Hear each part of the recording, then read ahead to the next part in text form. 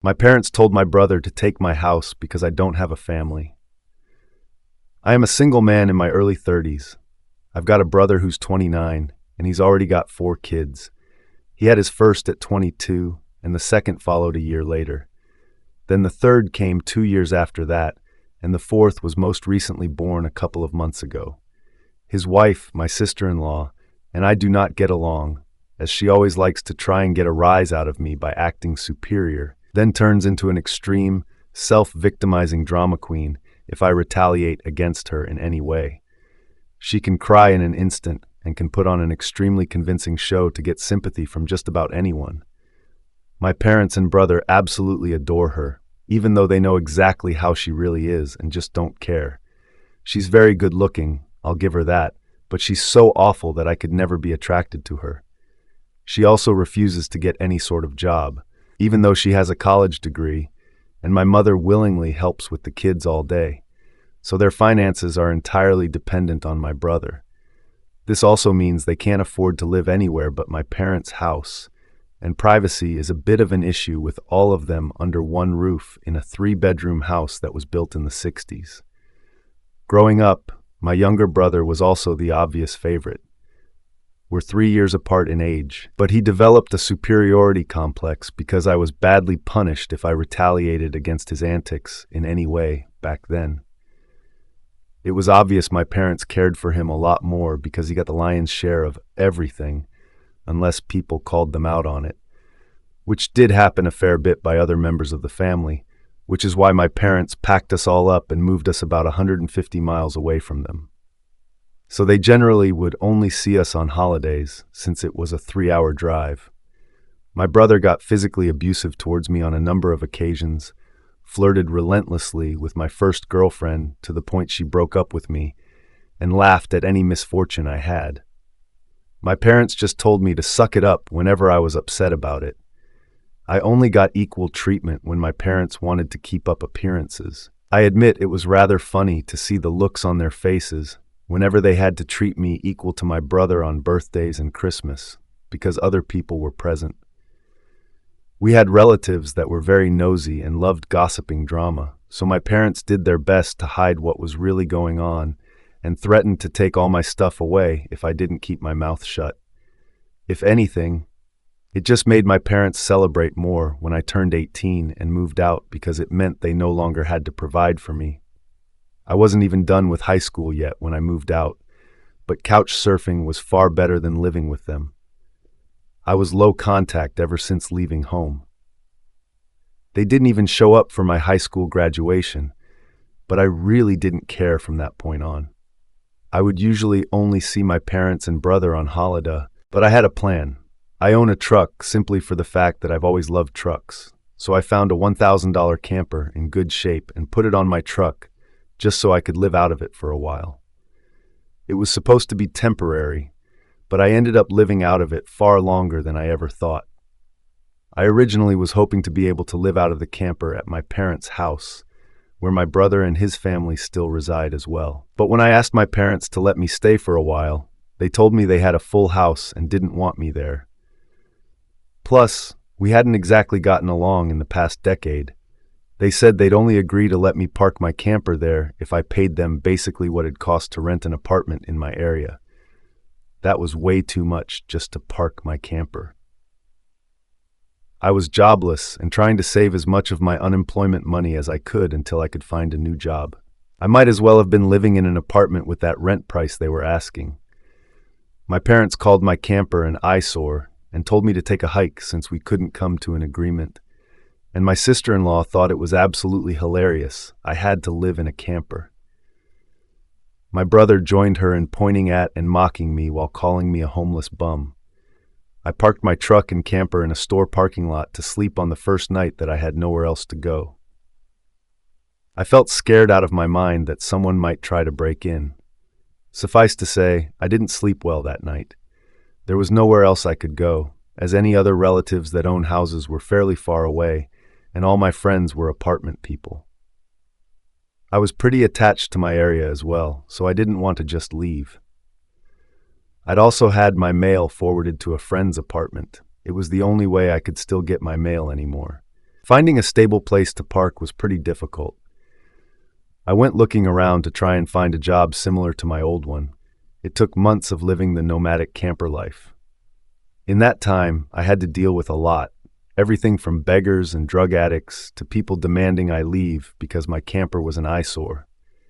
At one point, someone who told me to move claimed to be with an HOA. I wasn't even parked on a street with houses, and when I questioned what HOA, they got incredibly belligerent and threatened me. I moved my camper anyway, just to avoid the trouble. In order to have a steady supply of electricity, I learned to use a long extension cord to plug in anywhere I could to recharge my camper batteries. This meant sneaking around and plugging it into an outside outlet of a random building while parked on a street. I know that's a crummy thing to do, but I had to keep my batteries charged so my refrigerator would stay cold. I had a small solar power bank for recharging my phone, but I didn't have anything like a generator, and generators are noisy and require fuel anyway, so I did what I had to do. After months of living like that, I finally managed to get a new job. I had to move to the neighboring city to find a job that didn't involve retail. I worked retail while in college and promised myself never again, though I was nearly ready to break that promise. I was still getting unemployment money, but I had no stable place to live while receiving it, and I didn't want to still be jobless when it ran out. Plus, I was bored out of my mind.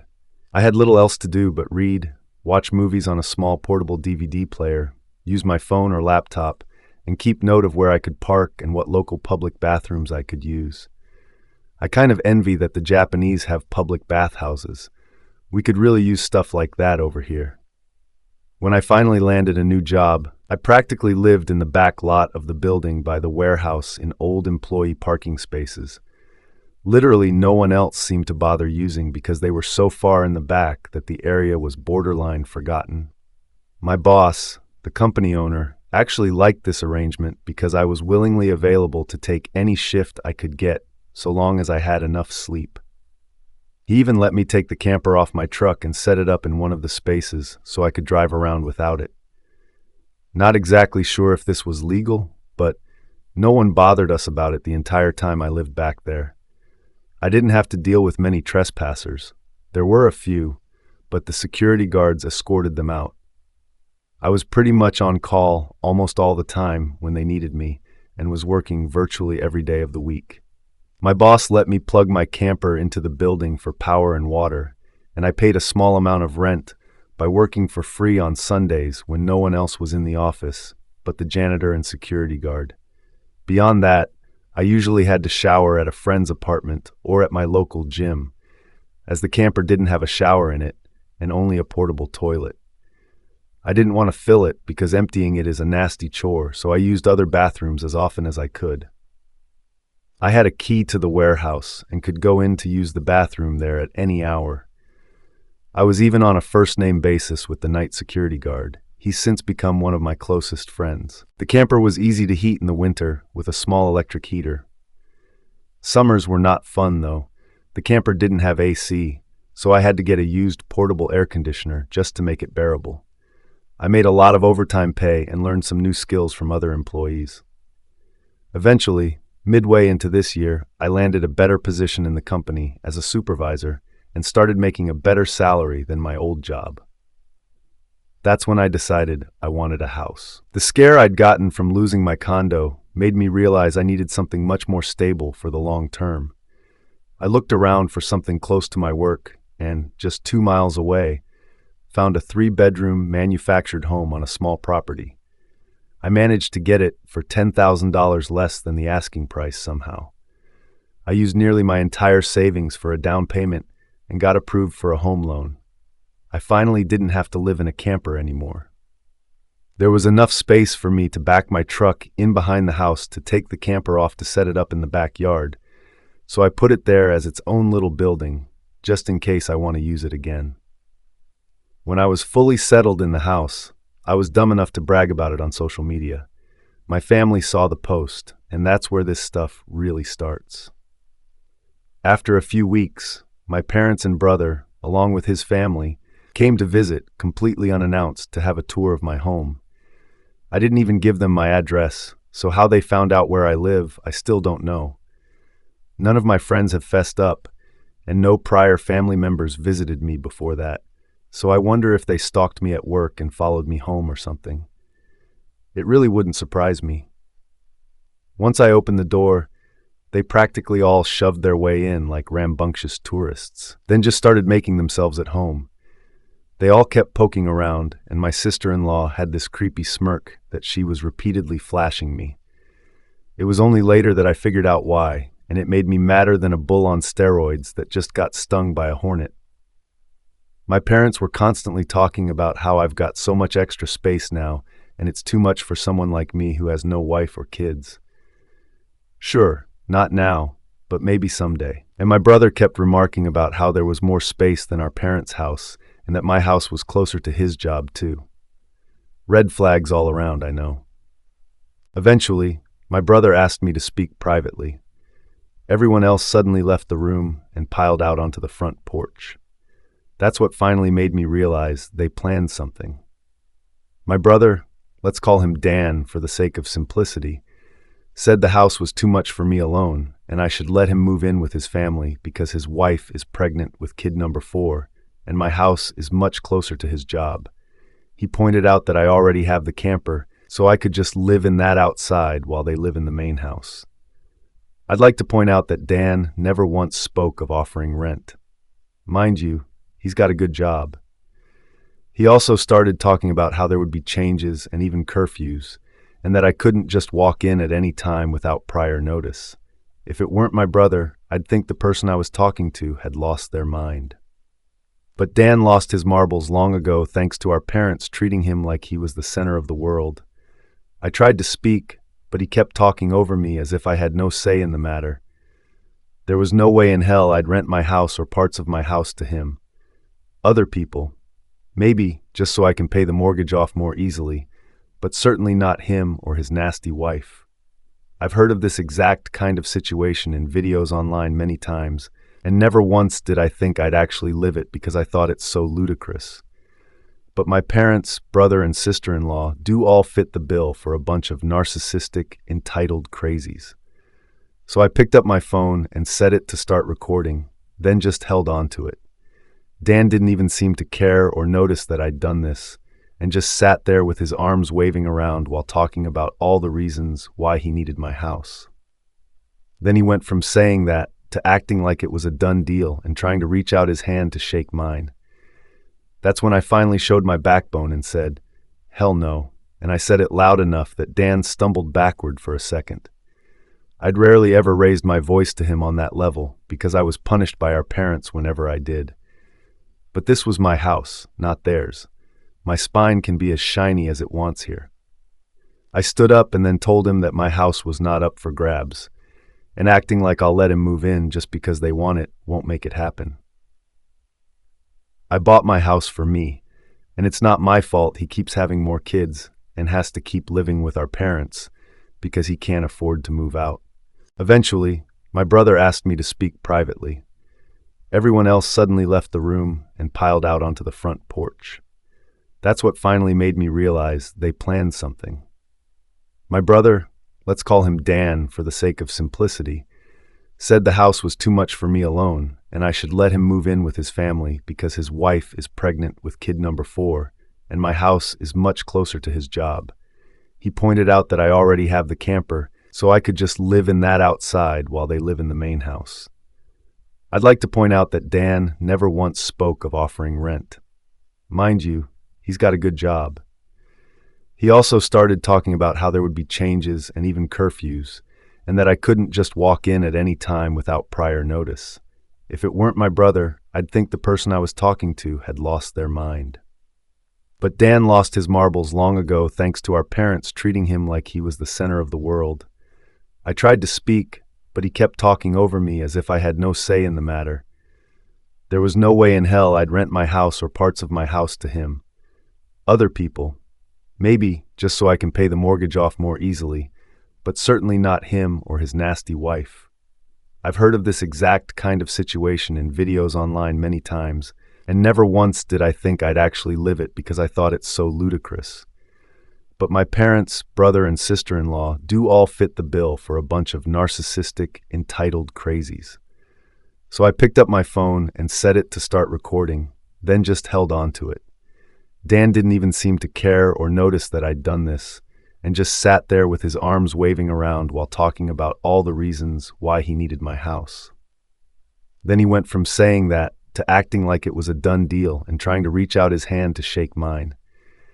That's when I finally showed my backbone and said, "Hell no," and I said it loud enough that Dan stumbled backward for a second. I'd rarely ever raised my voice to him on that level because I was punished by our parents whenever I did. But this was my house, not theirs. My spine can be as shiny as it wants here. I stood up and then told him that my house was not up for grabs, and acting like I'll let him move in just because they want it won't make it happen. I bought my house for me, and it's not my fault he keeps having more kids and has to keep living with our parents because he can't afford to move out. Update. After I kicked my parents, brother, and sister-in-law out for trying to force me to hand over my new house to my brother, I immediately went to my social media and told the story to the whole family. It spread pretty fast, but you won't find it now because it all got deleted some time ago, and I put my own profile on private. I posted about it because I knew that the first thing my family would do when they got home is try to twist the event to make me the villain. And I was exactly right. But I had about an hour to get started before them, and I had video evidence to back up my story about what they'd done. No, I don't plan on showing the video here, so don't ask. Being preemptive worked because I got a fair number of family members on my side right away. My parents, brother, and sister-in-law must have been all set to write their own post, but it was too late, so they didn't even bother trying to lie much. They had a few flying monkeys supporting them, but not much else. Plenty of others knew how entitled they already were, so what happened was something they all quickly understood and accepted. There was one person in particular who called me. I don't know who they were, but they ranted at me that I was a horrible brother and I needed to make way for a real family man. I just ended the call and blocked the number. This didn't repeat. The week went by, and my parents showed up with Dan at my front porch, just like they said they would in their prior ultimatum. They rang my doorbell like crazy and also pounded on the door until I finally answered. I opened it just a crack, and they tried to shove their way in again, but I'd installed a couple of latch chains that prevented it, and even braced my body against the door for good measure. My father and brother demanded I let them in, but I said I was recording everything on camera and would call the police if they tried to force their way in again. My mother calmed them down, and then in her most sickly sweet tone asked me if I was ready to let my brother move in. I told her and the rest of them to leave and never come back. My mother put on the crocodile tears and asked me why I can't just do this for Dan because he's my beloved brother. I laughed and then bluntly said I do not love him as a brother because he treated me like crap for years and they only encouraged him to do so. They are terrible parents and he is a terrible brother. Then I told them to leave or I'd be calling the police ASAP. They all left surprisingly easily, apart from my mother's loud crying and the others giving me dirty looks. One could say making them leave was suspiciously easy.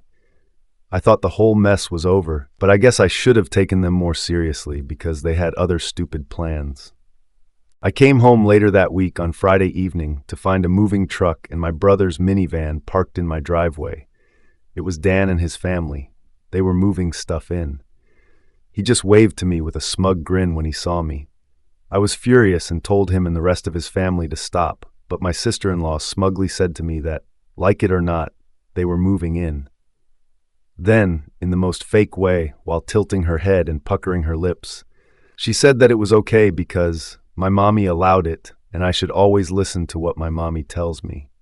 I seethed with rage just hearing those words and looking at her smug, idiotic face. So I locked myself in my truck to call the cops right away.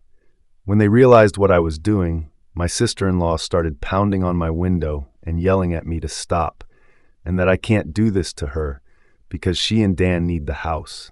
She cried, "Why can't you just do this for Dan?" I responded with, Forget Dan, it's my damn house, not his. Then she threatened to key the side of my truck unless I stopped calling the police, all of which the 911 operator heard, thanks to the window being slightly open. I told her if she damaged my truck, I'd sue her, and she was smart enough to retreat. When the police arrived, Dan and my sister-in-law, along with their kids, had locked themselves in my house. I told the cops what had happened, as well as showing them my new driver's license that had my current address on it. Then, when we went to my front door, I saw that they had changed the lock, and the old lock was laying on the porch with the center of it drilled out, and the drill they used was laying right next to it with a complete drill bit set. Could they have been any more stupid, leaving evidence out like that? I pointed out the broken lock and drill, then gave the police a rundown on all the events that had happened prior. Well, I guess Dan called our parents over at some point after I arrived home because they showed up while I was talking to the cops. My parents immediately lied and started saying that I'd agreed to rent my house to my brother and his family. I said that was an easily provable lie one way or another. So Dan and my sister-in-law finally came out of my house with some papers in hand. They both looked super smug, like they'd somehow outsmarted me. They'd actually drawn up and printed out a fake rental agreement, but my signature was not on it. There was one, but it looked nothing like my handwriting. I don't think any of them have ever actually seen my signature, so that was incredibly stupid on their part.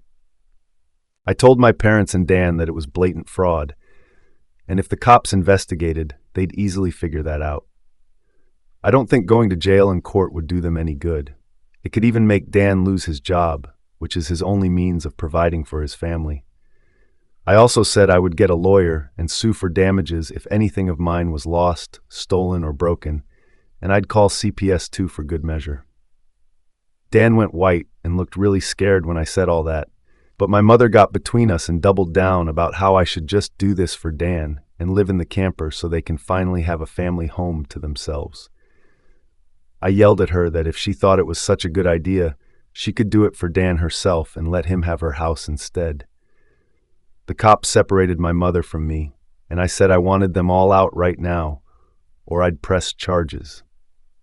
I stated, in a shout, about how they drilled out my front door lock to break in. The lease papers were obvious fakes. They badly forged my signature, and I have recorded video of my sister-in-law attacking me. Those are felonies I could use against them if I wanted, and if they didn't leave, that's exactly what I'd do. The only reason I hadn't already was for the sake of Dan's kids. So they had one chance to get out. The moment my parents heard that, I think it finally clicked that they could not force me to do it for Dan. My mother surrendered and said she'd put an end to this. Then she went over to my sister-in-law and spoke with her quietly for a minute while my father spoke to Dan. My sister-in-law instantly started loudly crying and ripping up the fake rental papers into tiny bits and tossing them like confetti, only to have an officer tell them to pick up the bits of paper or he'd cite them for littering. Both of the cops at this point had the "I don't get paid enough for this" looks on their faces. Dan had to start telling his kids to load their stuff back into the moving truck. The kids were all crying, and the eldest was sobbing that he won't get his own room now. My sister-in-law and Dan gathered their kids up to try and make one last pathetic attempt to guilt me with the sad family routine. You know, where they all gather together in a sort of group hug while all facing one direction. I swear I think they'd practiced it beforehand. All of the kids had the same pleading look with quivering mouths. My sister-in-law kept rubbing her pregnant belly and tilting her head to look like a sad puppy, and my brother just made the saddest face he possibly could and said, "Please don't do this. We need to be able to live here." But I didn't falter and told them to keep packing. All the kids and my sister-in-law turned the crying up to 11, and Dan yelled at me, "Are you satisfied with yourself? You've denied us a home because you're too selfish to share and help out family. And no amount of crying will make me let his family move in because he's no brother of mine anymore. He's just an entitled person who thinks he can take whatever he wants from me, like when we were kids." Dan started swearing at me until the cops told him to cool it or he'd be in cuffs, regardless of whether I wanted to press charges. He sucked in his lips and looked a mix of afraid and supremely angry. I asked the cops if they could stick around until my parents, brother, and sister-in-law had all left, and they said they had no intention of going anywhere until this had been resolved. In fact, in the next few minutes, 2 cops became 4 as more drove in for whatever reason. That gave my parents some extra incentive to get moving. I made Dan give me the keys to the new lock he put on my front door, though I got another lock the next day anyway because I didn't know if he had copies of the keys or not. He was really reluctant to hand them over. Then, instead of handing them to me, he actually threw them down the street and into a storm drain while saying to go get them myself. But one of the cops scolded him for that and made him go get them. He had to pull the grate off just to get at them, and he got pretty dirty in the process. When he got the keys back, he just grumbled, then slammed them down into my hand. I then told them all to leave and never come back. My mother said I'd be disowned for this, as if that were some kind of threat to me, and I voiced that to them. Then, in an overly sarcastic tone, I said something along the lines of, "Oh no, that means I won't get to come to any holidays with you guys where I always get treated like crap by you all anyway, because Dan has always been your obvious favorite. You treated me so badly when I was growing up that if Dan ever needs an organ donor, I wouldn't give him anything. So do like you always told me to do when I was mistreated by all of you and suck it up." Final update. I decided to wait on making an account and posting until after the new year, just in case more stuff happened. And it did. As previous readers know, my sister-in-law was making passive-aggressive posts on social media that were obviously directed at me, especially after she had her 4th baby in November. She was posting the same repetitive nonsense over and over again. She just found semi-clever ways of rewriting it, but she pretty much kept repeating that she was tired of living with my parents, that there isn't enough space, she needs her own house, blah, blah, blah. I know I sound dismissive, but live through what I have with these people, and you'd be ready to sarcastically play tiny violins in front of them too. They're just that bad. Since I waited until January to make an account, more happened, just like I thought. I stated before that I'd invited half the family for a Christmas Eve party at my house, and everyone I invited all came, even though it was a fairly long drive of around 3 to 4 hours for them. But they wanted to come and show me their support. I was praised by them a lot for how hard I'd worked to get a house on my own, and that they were sorry for everything I'd gone through. I was asked why I didn't just take my camper and drive the 3 hours back to them instead of living pretty much homeless for so long, and I had to sheepishly admit that I was very attached to living around here, and I had my best employment opportunities in this area. My hometown doesn't have a lot of great job opportunities in my field, if any at all, and I wanted to make my own way as much as I could. An answer they overall accepted. We moved on to having a rather nice party, the best I've been in years. Some relatives even brought CDs of great Christmas albums, and I have to say the one my uncle brought of Ray Charles was my favorite. He sings Christmas songs like no one else I've heard. It was a grand and happy time. I felt like, for once, I could just forget my past issues and enjoy the moment. But I wouldn't be writing this if it had stayed that way. About 2 hours into the party, you know who showed up. My parents, brother, and sister-in-law popped in, trying to look all smiles. They didn't even knock, just walked right in my front door like they were meant to be there. I shut off the music and told them to leave immediately. They begged to stay and said they brought gifts. One of my uncles stood up and yelled at them before I got another chance to speak. He said they don't deserve to be in my home or my life after the crap they tried to pull months earlier, and he was backed up by several other relatives. Mind you, this guy is my mother's brother, and he used to love her to pieces until he found out about the stuff that went on between me and my parents. My grandparents, my mother's parents, as old as they are, hurriedly got in between us and said to my parents that if they want to make amends with me, it's far too soon, and they've never been more disappointed in them than they were this past year. They'd hidden their favoritism for my brother from prying eyes for a long time, but no one was fooled anymore. and they needed to make a serious effort to try and actually treat me like a son if they ever wanted to be in my life again. Then they turned to Dan and my sister-in-law and said, they've seen the repetitive nonsense she keeps posting about. They're tired of it, and to just let it go already. My house will not become their new home. My sister-in-law went back to her old standard of crying and had a pity party about how she should be the one living here and not me. She plopped down in a chair to have a tantrum and said it wasn't fair. I got this house to myself when I have no family of my own, and she has 4 kids that need more space, and she just wanted a better place to live in and feel like a real mom. It was petty of me, but I loudly pointed out that she isn't a great mother because she lets my mother do most of the parenting while she sits around all day drinking, playing on her phone, or going out and spending all of Dan's money, and she has the nerve to complain about it. I even joked that I'm surprised her baby doesn't get drunk from her breast milk since she drinks so much, which I admit went a bit too far, as I got some stares, and she demanded to know if I was calling her a bad mom. I said the evidence speaks for itself, and if she wanted to be able to afford to move out of my parents' house someday, then she needs to put her college degree to some use, get a job, and learn to save money. My mother already does most of the childcare for my brother's kids anyway, so she'd have plenty of time after her baby gets a little older. My brother's eldest kid, who's 7 years old, ran up to start kicking and screaming at me for yelling at his mom. He kept at me about how his mom said that I was the bad guy who made her cry and didn't let them live here. That's when my brother grabbed his son to pull him away, but all the other relatives jumped back in, and this sort of turned into a family intervention against my sister-in-law and brother. She was crying, her new baby was crying, her kids were crying.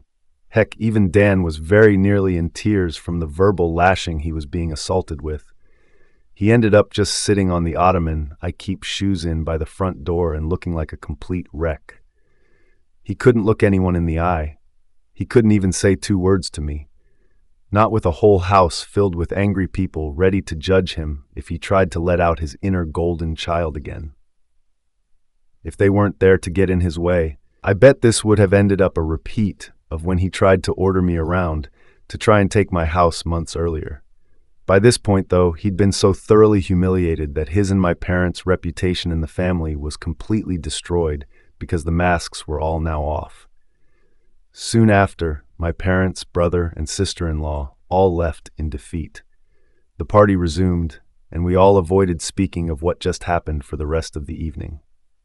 Since most of the adults had been drinking, everyone stayed the night in my house.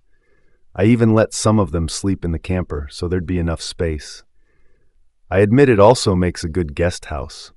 My relatives all wanted a tour of it earlier as well, and they said they couldn't believe I'd been living in it for around 2 years. I got a lot of questions about it, like what summer and winter were like and so on. I was up earlier than everyone else Christmas morning and had a fresh pot of coffee and some ibuprofen for those spiked eggnog hangovers a few of them had. I was complimented on being a way nicer host than my parents ever were, and we all agreed to do this again next Christmas. All of the old ones as well. But shortly after the new year, she made a new post complaining about how she tried to convince my parents to get a camper like I did, so it could be set up in the backyard, so Dan and his family could use the whole house as their family home. Well, the taste of one's own medicine is never fun because my parents turned that idea down vehemently. I hear no one is going to push them out of their own home, let alone their master bedroom. The post was only up for a couple of days before she removed it, and she has hardly posted anything since then. She loves to complain, but if a tree falls and no one is around to hear it, can it still complain? She, I guess, has realized there's no point in doing it when no one hears her anymore, and Dan can't afford to move his family out on his salary alone anytime soon. If they end up expecting another child in the next few years, I won't be surprised. Things have mellowed down for me since then, and I've even invited friends over for a poker night. I suck at poker because I can never remember a thing about it, but so what? We get to drink beer and eat junk food while being merry idiots.